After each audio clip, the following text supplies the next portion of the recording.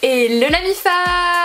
Aujourd'hui on se retrouve pour une nouvelle vidéo et comme vous l'aurez compris, c'est une vidéo qui va parler de l'adolescence. Je tiens à dire que dans cette vidéo je vais parler de mon histoire, de mon expérience, parce que j'ai appris des choses et j'aurais voulu que ces choses, on m'en parle, on me les apprenne quand j'étais plus jeune. Mais comme on dit, on apprend mieux que par soi-même, donc j'ai fait mes petites expériences, j'ai tiré des conclusions et aujourd'hui j'aimerais vous les partager. Alors évidemment on va parler de l'adolescence, mais aussi on va parler du regard des autres, du jugement des autres et des complexes.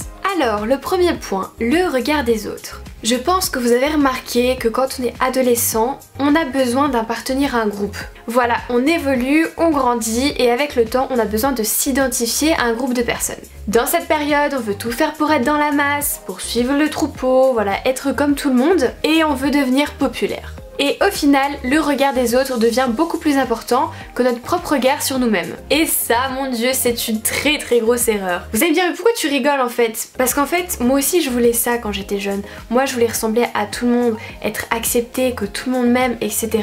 Sauf que j'ai compris que ce n'était pas possible. Ce n'est pas possible de plaire à tout le monde. Mettez-le vous dans la tête et c'est vraiment pas de votre faute. Faut pas vous dire que je suis pas quelqu'un de bien parce que y a pas tout le monde qui m'aime ou je suis vraiment bizarre parce que telle ou telle personne ne m'aime pas et elle est populaire. Non, vraiment ça n'a rien à voir. C'est juste que dans la vie, vous pouvez pas plaire à tout le monde. Dans la vie, il y a des gens qui ne vous correspondront pas. Vous n'irez juste pas ensemble, vous aurez pas les mêmes valeurs, pas les mêmes centres d'intérêt et il faut pas que vous preniez ça personnellement pour vous. Parce qu'une fois que vous avez juste compris que vous ne pouvez pas plaire à tout le monde, vous pouvez comprendre qu'il existe aussi la méchanceté gratuite. Et ça, moi, j'ai eu vraiment beaucoup de mal à comprendre. Je comprenais pas pourquoi les gens étaient méchants juste pour être méchants. Et sincèrement, à l'école, il n'y a rien de pire. Les gosses entre eux, c'est terrible. Les ados, on n'en parle même pas. C'est la course de celui qui descendra le plus l'autre pour se sentir le plus supérieur possible. Ça se tacle sur le physique, sur les différences, ça se moque, etc. Il n'y a rien de pire, quoi. À ce propos, une petite anecdote, moi quand j'étais petite, je faisais 50 kg pour 1m50. Je devais avoir 11-12 ans, quelque chose comme ça. Sauf que pour vous situer, maintenant je fais 1m62 pour 50 kg. Voilà, j'ai pris 12 cm pour le même poids. Donc vous pouvez vous imaginer que j'étais un peu bouboule, clairement. J'avais un appareil dentaire, j'avais des boutons et j'étais assez timide, je me sentais pas trop à ma place à l'école. Surtout au collège. C'est au collège que ça a commencé à merder. Parce que si vous suivez pas les autres, si vous êtes différent, si vous avez quelque chose de différent au niveau physique ou rien que dans votre comportement, si vous êtes un peu plus seul, je sais pas, vous êtes pas bien avec les gens avec qui vous êtes dans votre classe par exemple, et bah c'est sur vous que les gens vont se défouler. Et ça je comprenais pas, je pensais que je faisais quelque chose de mal, pourtant j'étais gentille avec tout le monde mais les gens se foutaient de ma gueule, clairement. Et avec le temps j'ai enfin compris que peu importe qui tu es, peu importe tes différences, peu importe ton comportement, peu importe si tu t'habilles d'une telle manière ou d'une telle manière, tu seras toujours critiqué et jugé pour un rien.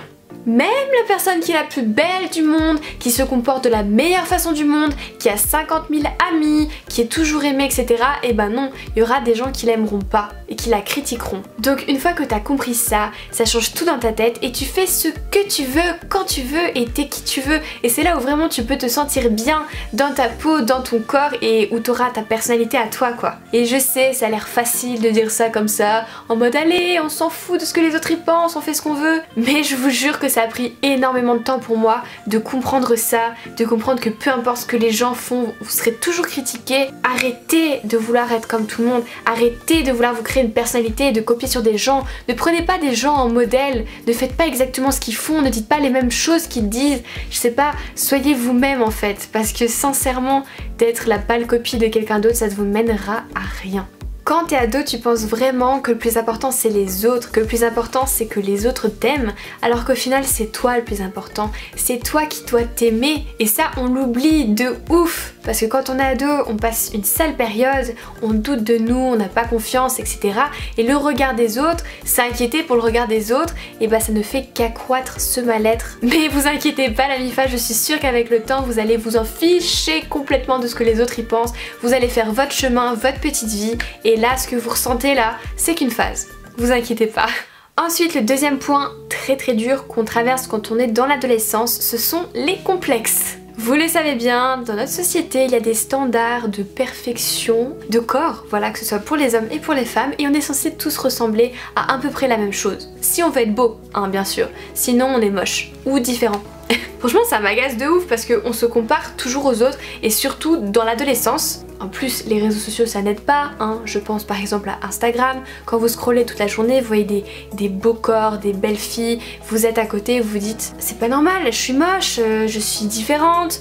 Non en fait, c'est la diversité qui est belle, c'est que vous soyez vous peut-être un peu plus fort, un peu plus gros, que lui soit un peu plus maigre, lui il ait des muscles et lui il ait pas de muscles, mais c'est ça qui est beau en fait, c'est que tout le monde soit différent. Si on était tous la même chose, c'est... je sais pas moi, je comprends pas sincèrement.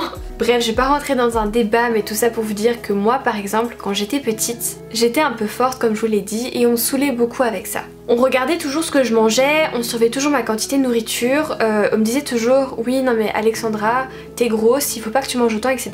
Et le plus choquant dans l'histoire, c'est que c'était pas ma mère qui me disait ça. Parce que voilà, je vivais avec ma mère à cette époque. C'était pas elle qui me saoulait avec ça, qui me rabâchait ça sur les oreilles tout le temps. Non, c'était des amis à ma mère. Tout le temps je me prenais des reproches de gens qui ne me connaissaient pas au final, en mode ouais mais regarde ta fille elle mange toutes les chips, tu devrais faire attention parce que là elle est vraiment en train de grossir, non mais elle a que 11 ans, ça va être quoi plus tard? Et ça allait, les critiques etc. Et moi évidemment je les entendais tout ça.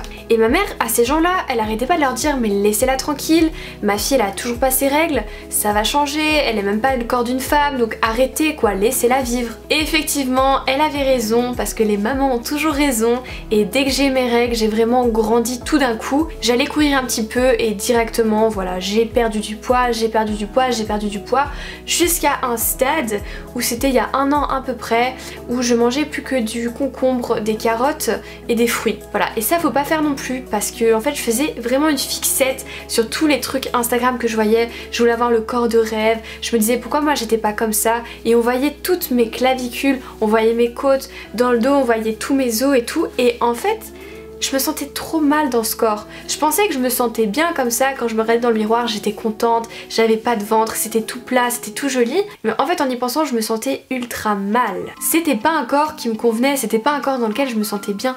Et c'est pour ça que maintenant je me prive plus, je mange ce que j'ai envie, quand j'ai envie.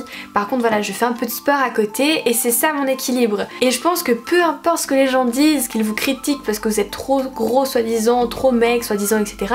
Tant que vous allez trouver votre équilibre, tant que vous vous sentez bien dans votre corps, il n'y a que ça qui compte en fait. Les autres on s'en fiche. Au final, pour en revenir à ma petite histoire, on voit que ce sont les autres qui m'ont complexée. Moi j'étais jeune, j'avais 11 ans, j'avais envie de vivre ma vie, je m'en fichais d'avoir des kilos en trop, j'étais juste contente, j'aimais la bouffe, je mangeais, point barre. Et au final ce sont les gens avec leurs paroles, nanani t'es trop grosse, regarde ta fille elle est trop grosse, blablabla, qui m'ont fait complexer. Sinon moi j'étais très bien dans ma petite vie tranquille pépère. Et maintenant c'est vraiment une petite revanche personnelle que j'ai que de me sentir bien dans mon corps, bien dans ma peau. Donc sincèrement, vous laissez pas faire la MIFA, on s'en fout de ce que les gens pensent, on s'en fout de ce qu'ils disent, vous serez de toute façon jugé et critiqué. Donc tant qu'à faire, hein, on va faire les petits fous. Du coup voilà la MIFA, la vidéo est terminée, j'espère qu'elle vous aura plu. C'était vraiment une petite vidéo sur l'adolescence, plus particulièrement sur ce qui m'est arrivé quand j'étais petite. Alors voilà, maintenant j'en parle avec un certain recul, j'ai tiré des leçons là-dessus, mais je peux vous assurer que c'était pas facile. L'adolescence de toute façon c'est ultra compliqué, donc ne vous prenez pas la tête, n'oubliez pas que c'est qu'un passage, ça va passer. Presque tout le monde passe par là, par les critiques, le regard des autres, les complexes, c'est tout à fait normal, mais je vous jure qu'à un moment vous allez vous retrouver dans tout ça, c'est sûr et certain. Si vous avez aimé ce genre de vidéo la MIFA, n'oubliez pas de liker, ça me fait toujours super plaisir. Mais le plus important, si vous avez des conseils pour d'autres membres de la MIFA à donner pour se sentir mieux dans son corps, pour arrêter de se sentir mal vis-à-vis du regard des autres, et dites-le en commentaire, ça nous aidera tous. Et puis quand vous avez fait ça la MIFA, je vous dis à la semaine prochaine pour une nouvelle vidéo. En attendant, portez-vous bien, je vous fais des gros bisous.